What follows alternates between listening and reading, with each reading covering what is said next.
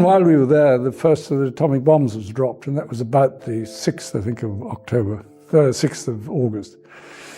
And almost immediately we sailed from Guam to rejoin the big American fleet off Japan, of which the British Pacific Fleet formed one task group out of 6, I think.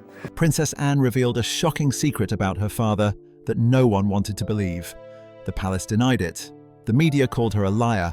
But then they found Prince Philip's hidden diary locked away at Windsor Castle. What he wrote in those final entries left everyone speechless. The Queen herself had no idea these pages existed. When they read what Philip had been hiding all those years, the truth about their marriage came crashing down. This unexpected arrangement raised questions among royal watchers and the general public alike. We don't know yet. I mean, there was an order to the years because my mother didn't change very much. We kind of knew what the rhythm of the year was. So things like that will change, and how we are part of the support for the monarchy may change slightly. Who knows? After 7 decades of marriage, why would Prince Philip choose to live apart from his wife? Was there trouble in the relationship? Has something gone wrong between them? For years, speculation swirled, but the real reason remained largely private, known only to those closest to the royal couple. Now, Princess Anne, the only daughter of Prince Philip and Queen Elizabeth, has shed light on what truly motivated her father's decision.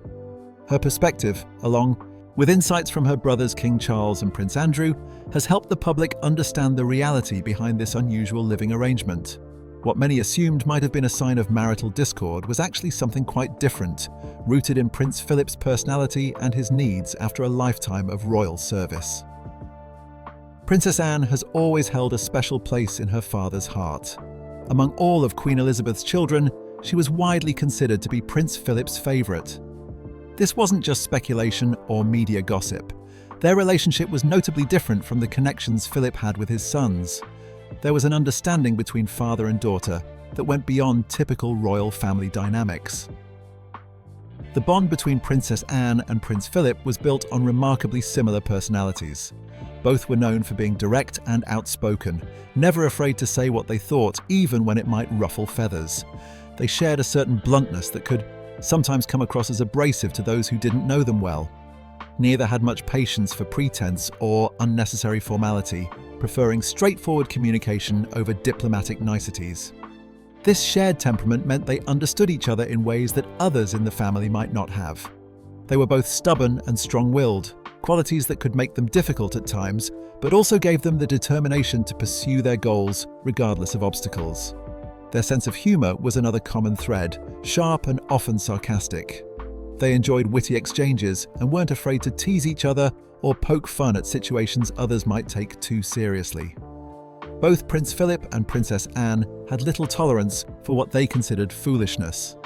They expected people to be quick-minded and capable, and could become impatient with those who seemed slow to grasp concepts or who asked questions they felt should be obvious. This attitude didn't always make them popular, but it was part of their honest, no-nonsense approach to life.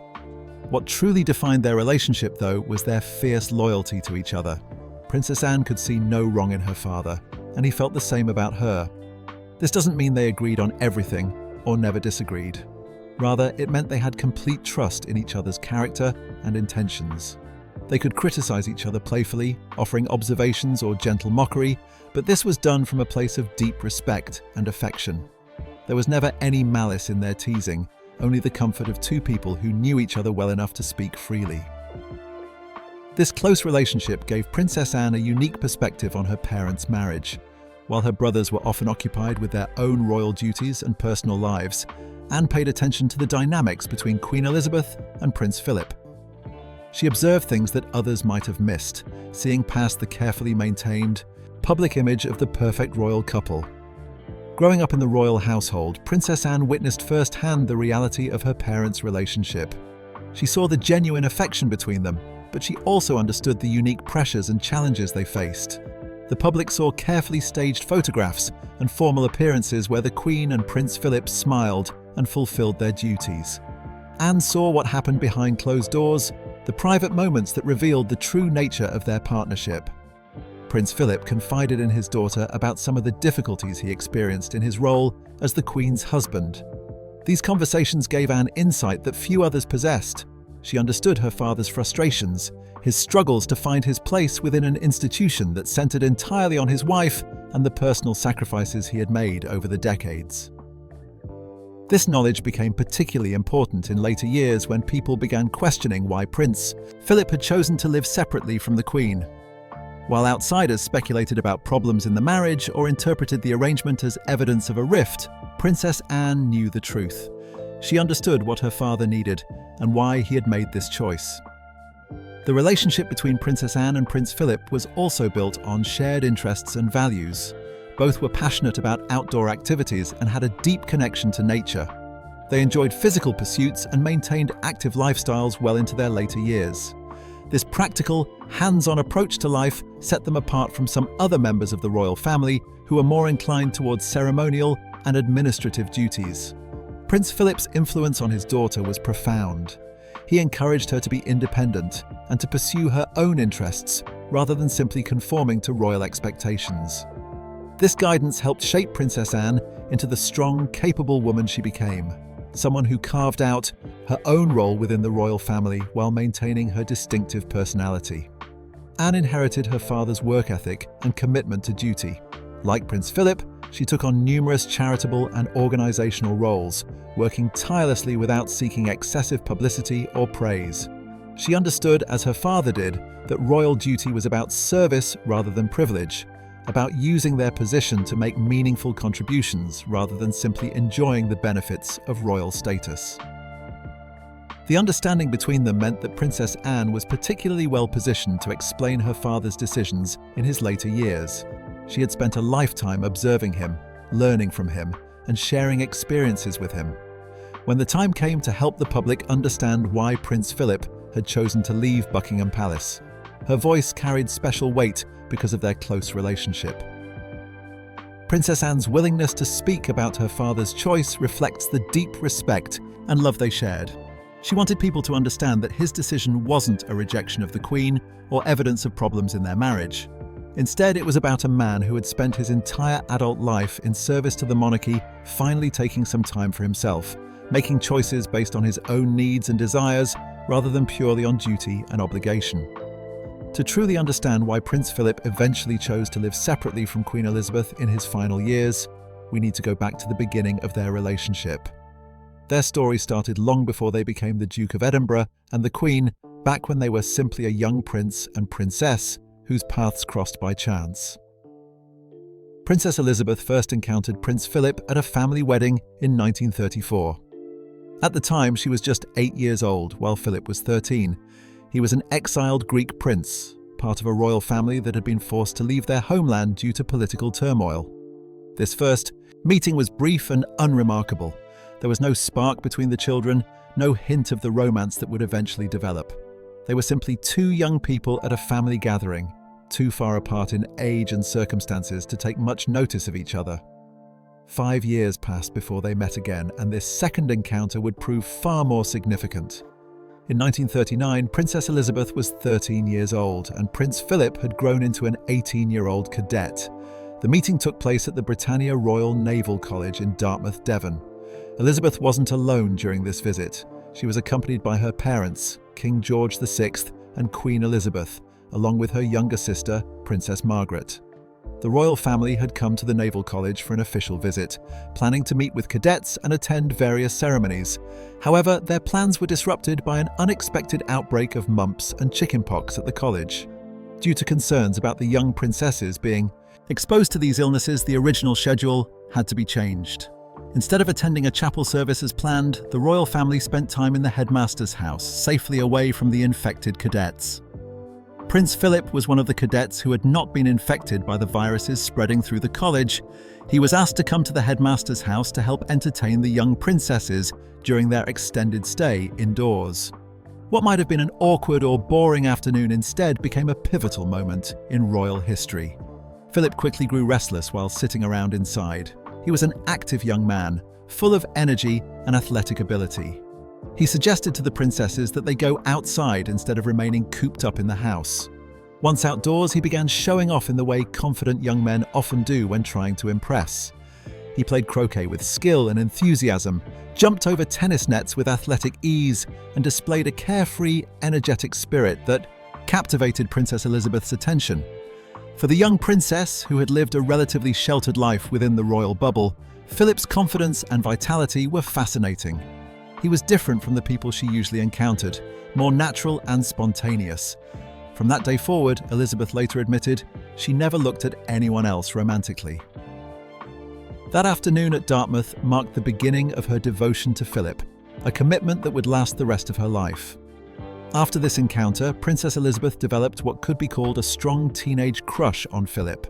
She began writing letters to him while he served with the Royal Navy during the war years. These were difficult times, with Britain engaged in World War II and young men like Philip facing real danger at sea. Despite the uncertainty and separation, Elizabeth kept a photograph of Philip in her bedroom, a clear sign of her deep admiration and growing feelings for him.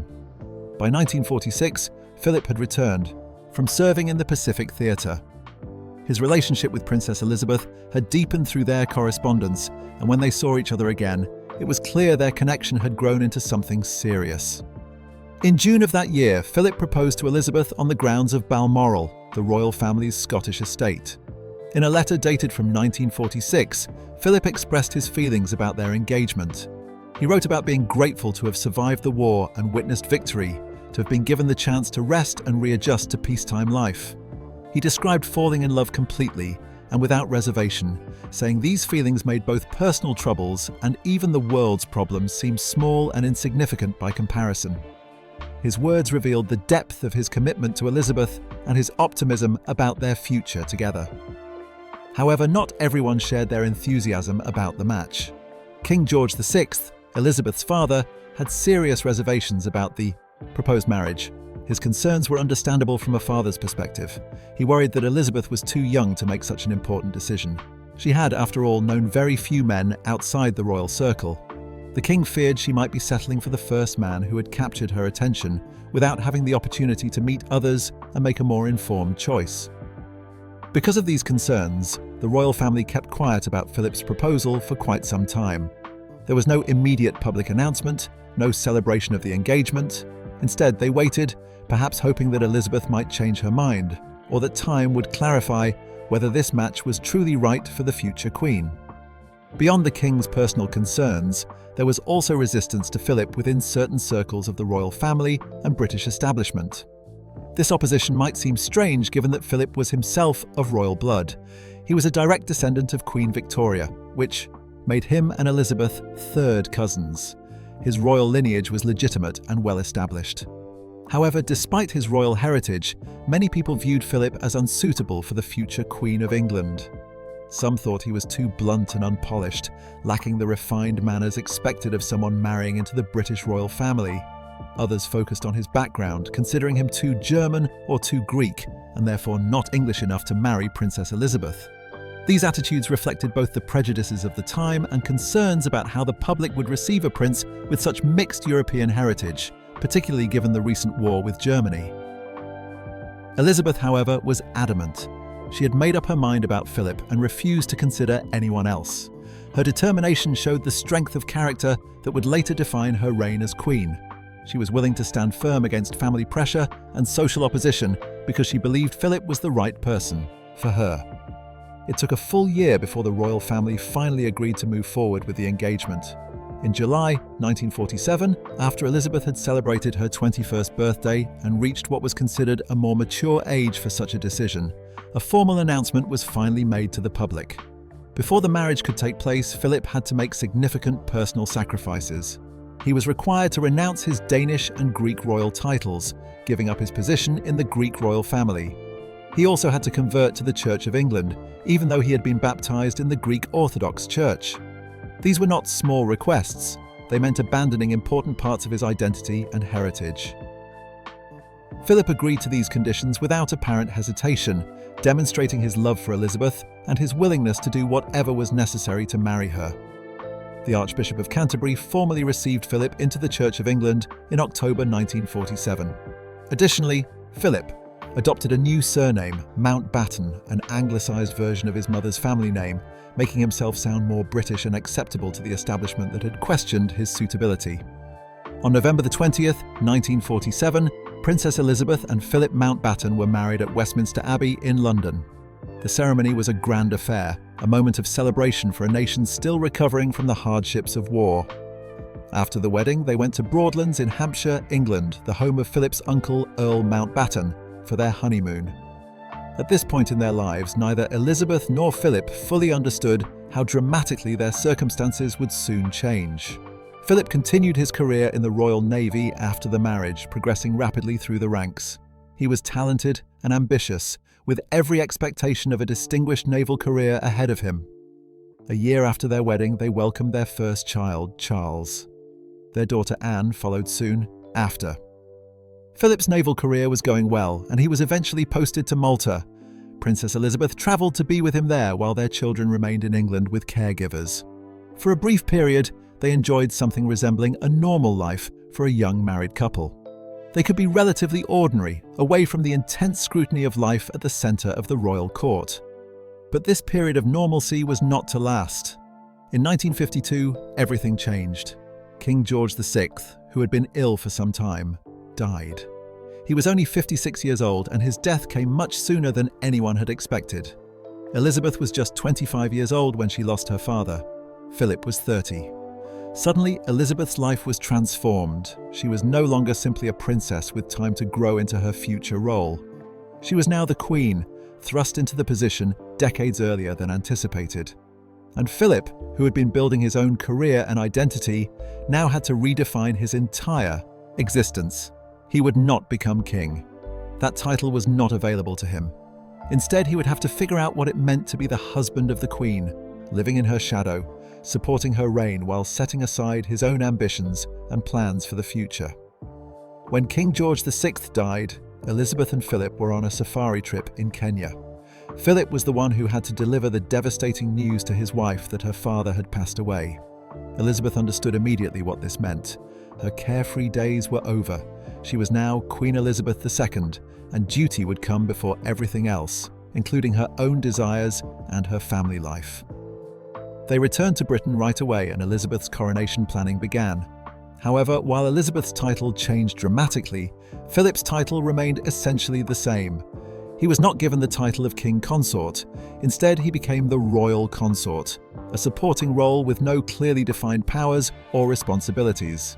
For a man who had been building his own career and commanding respect in the Royal Navy, this sudden shift to a secondary position must have been deeply challenging. Despite the difficulty of this transition, Prince Philip showed remarkable dedication to his wife. He left behind his naval career, abandoning the ambitions and goals he had worked toward for years. This was just the beginning of many sacrifices he would make to support the monarchy and his wife's role within it. The practical changes came quickly. Elizabeth and Philip moved from their relatively comfortable home at Clarence House to the much larger and more formal Buckingham Palace. On June 2nd, 1953, about a year after Elizabeth had become Queen, her coronation took place at Westminster Abbey in London. In a symbolic gesture that illustrated the nature of their relationship going forward, Philip was the first person to kneel before the newly crowned monarch after the Archbishop of Canterbury. He pledged to be her liege man for life, promising loyalty and service. This was easier to say than to live out in practice. The 1950s were a time when it was extremely uncommon for a husband to be outranked by his wife in any setting, let alone to have his wife be the most powerful person in the country. Philip had to adjust to walking several steps behind Elizabeth in public rather than beside her. He had to learn to be present but not prominent, supportive but not central. For someone with his strong personality and natural leadership abilities, this adjustment cannot have been easy. Philip later reflected on this period, admitting that he had thought he would have a long and fulfilling career in the Navy. However, it became clear quite quickly that this was not going to be possible. He had to make compromises, setting aside his own professional aspirations to fulfill his role as the Queen's husband. One of the early conflicts between Elizabeth and Philip arose over the question of their family name. After the coronation, Philip's uncle, Lord Louis Mountbatten, publicly declared that the House of Mountbatten now reigned in England. This statement suggested that since Elizabeth was married to Philip, their children would carry his surname and the royal house would be known by his family name. However, Elizabeth's grandmother, Queen Mary, and Prime Minister Winston Churchill strongly disagreed with this idea. They insisted that Queen Elizabeth and her descendants would continue to belong to the House of Windsor, maintaining the family name established by her father. This decision was about preserving continuity and tradition in the monarchy. Philip was deeply hurt and angered by this ruling. He expressed his frustration in blunt terms, saying he felt like nothing more than a biological irrelevance, the only man in the entire country who was not allowed to pass his name to his own children. These words revealed how wounded he felt by the decision and how much he was struggling to find his place and maintain his identity within the royal system. When Queen Elizabeth heard about her husband's distress, she eventually made a compromise. In February 1960, breaking with long-standing tradition, she announced that her descendants would bear the surname Mountbatten-Windsor. This combination of both their family names was a gesture of respect toward Philip and an acknowledgement of his role in their family, even if he could not be the head of the royal house in the traditional sense. Philip's role as royal consort was never clearly defined, which added to his difficulties.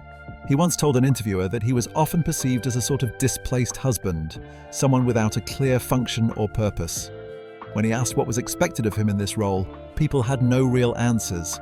They would simply look at him blankly, unable to explain exactly what a royal consort was supposed to do.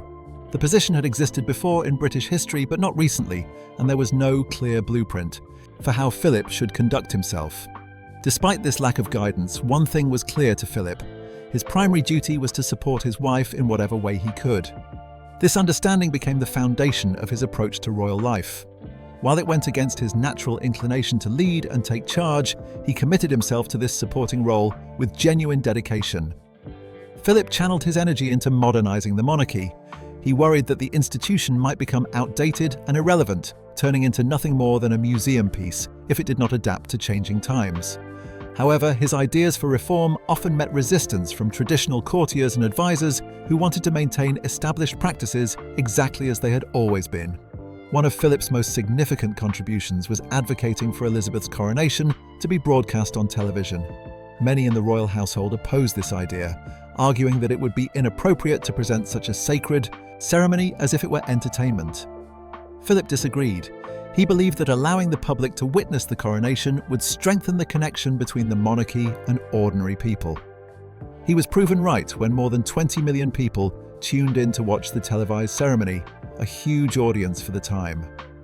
Philip became the first member of the royal family to participate in a television interview, another break with tradition that helped make the monarchy more accessible. About a decade after the coronation, he and Elizabeth allowed cameras into their private residences to film a documentary showing behind-the-scenes aspects of royal life. This was revolutionary at the time and helped the public see the royal family as real people rather than distant figures. Philip also encouraged Elizabeth to end the outdated practice of presenting debutantes at court, a formal ritual that had become increasingly irrelevant in modern society. He introduced informal lunches and garden wassail, parties that allowed a broader range of British citizens to interact with members of the royal family. He worked to reorganise and renovate the royal estates, making them more efficient and less wasteful. His goal was to reduce unnecessary formality and make the monarchy feel less rigid and more connected to contemporary life. With fewer official duties than the Queen, Philip had time to pursue his own interests. He was an intellectually curious person who read extensively and wrote prolifically. By the 1980s, he had authored 9 books on various subjects. He encouraged Elizabeth to televise her annual Christmas messages and taught her how to use a teleprompter. He was also the first member of the royal family to embrace computer technology, writing his own emails and speeches on a computer when many people still viewed such technology with suspicion. In public speeches, Queen Elizabeth often tried to include Philip by saying, "My husband and I," a phrase that became something of a national joke because she used it so frequently. But Philip was far more than just a figurehead. Despite the challenges inherent in his position, he and Elizabeth worked together to manage both state matters and family affairs. In family decisions, Elizabeth generally allowed Philip to take the lead. However, in matters of state, he had little official say, even though his influence behind the scenes was significant. Like any married couple, they had their tensions. There were moments when Philip treated Elizabeth as an ordinary wife, even in public. On one occasion, while Philip was driving Elizabeth to an event, his fast driving made the Queen noticeably anxious. She kept drawing in breath sharply at critical moments. Eventually, Philip exploded in frustration, telling her that if she did it again, he would put her out of the car. Elizabeth, despite being queen, composed herself and said nothing in response. There were also times when Elizabeth asserted her authority as queen, even in front of staff. Sometimes she would sharply tell him to be quiet, which often led Philip to leave the room in frustration. These moments showed that their relationship, while strong, was not without its conflicts and power struggles. One persistent shadow over their marriage was rumours of infidelity. Philip's naturally flirtatious manner made him the subject of gossip throughout the years. His involvement in various activities, including a gentleman's lunch club and tours on the Royal Yacht Britannia in the 1950s, led to speculation about possible affairs. Over the decades, he was linked to several women, including a Russian ballerina, an English stage actress, and a writer. At one point, a newspaper published a story claiming Philip was romantically involved with an unnamed woman he met regularly at an apartment in London's West End.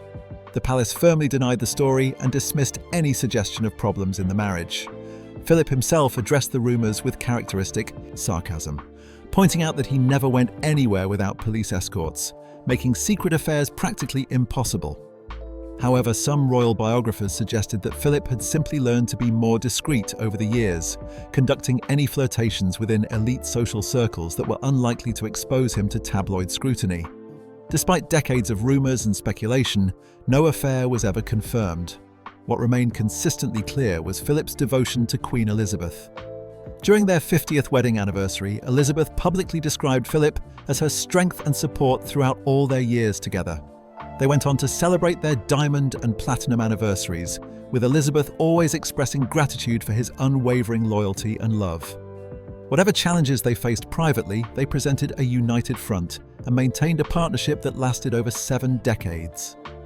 In May 2017, after more than 70 years of marriage, Prince Philip made an announcement. That would change his daily life significantly. He declared his intention to retire from public duties.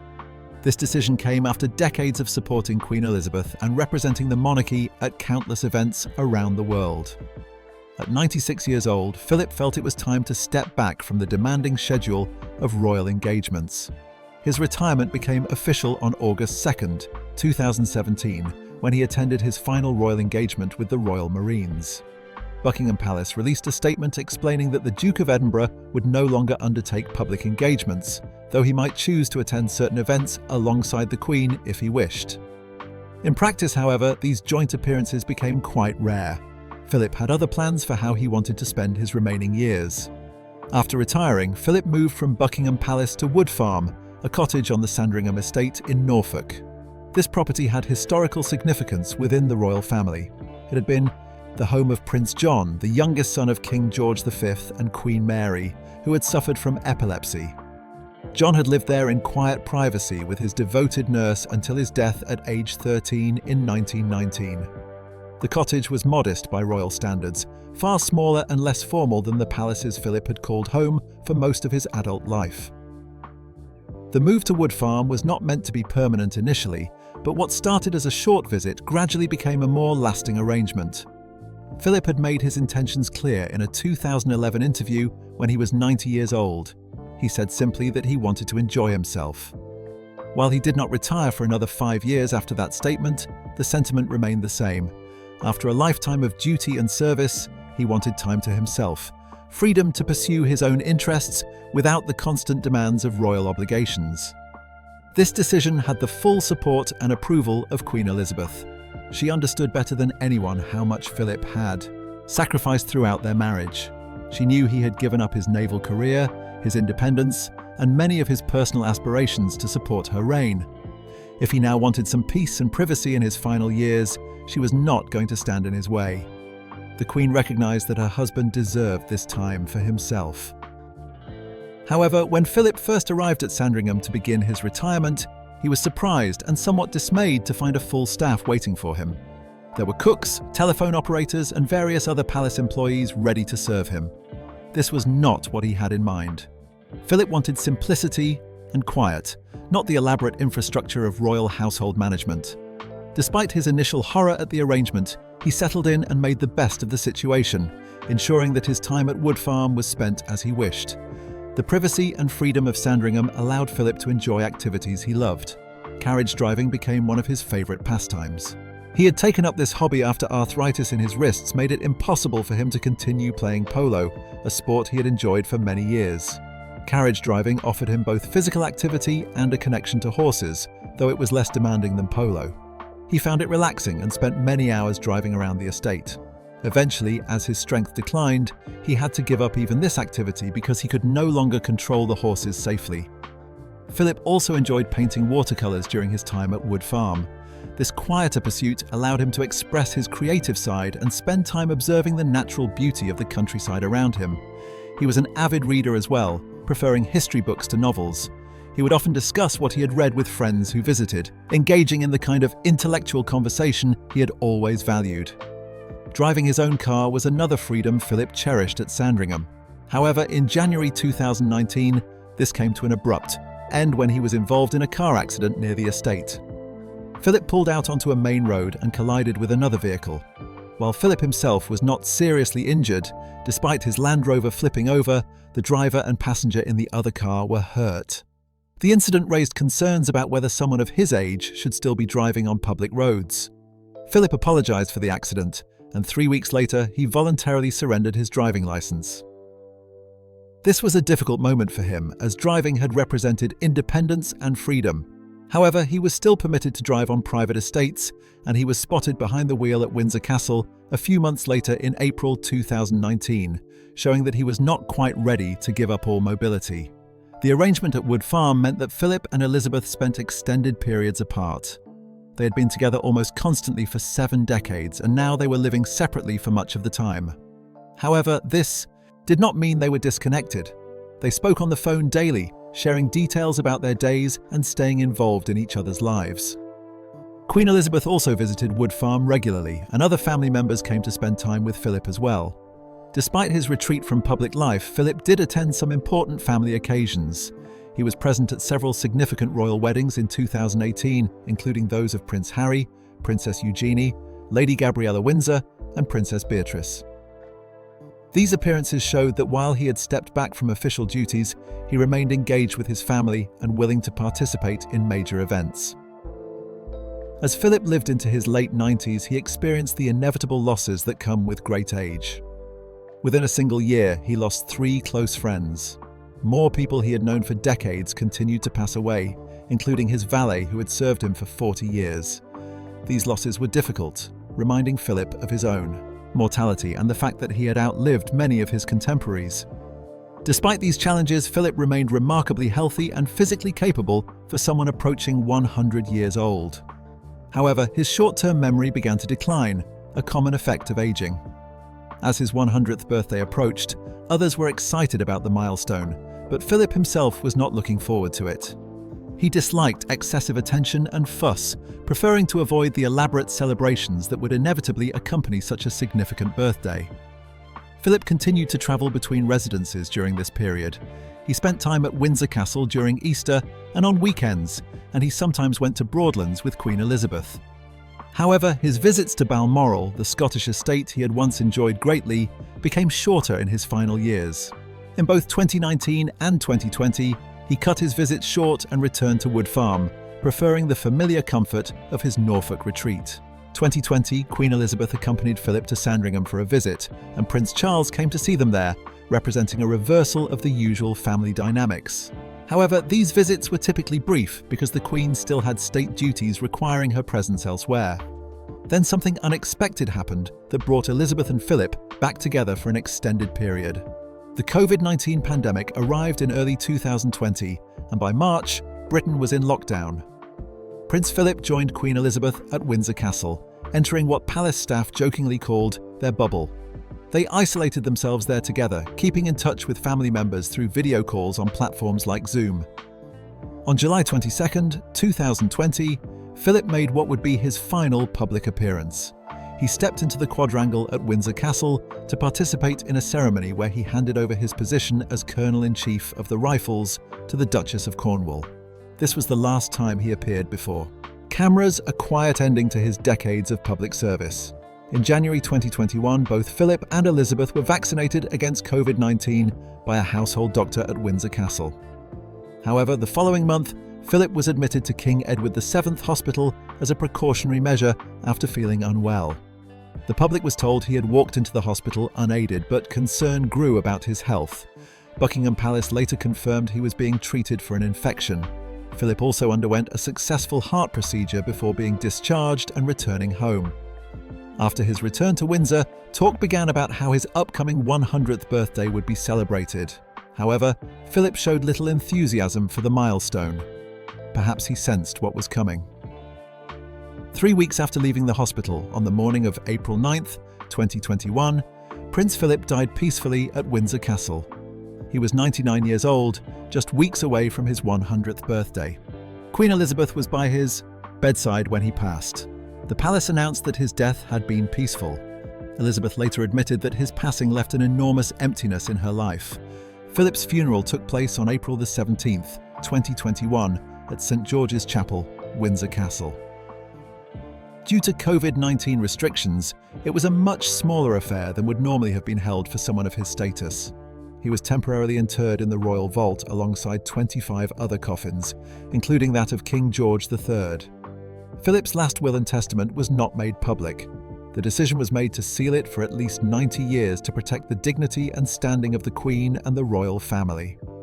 There was speculation that it might contain information that could be harmful to the family's reputation, though this has never been confirmed. After Philip's death, his children spoke publicly about their father and his legacy.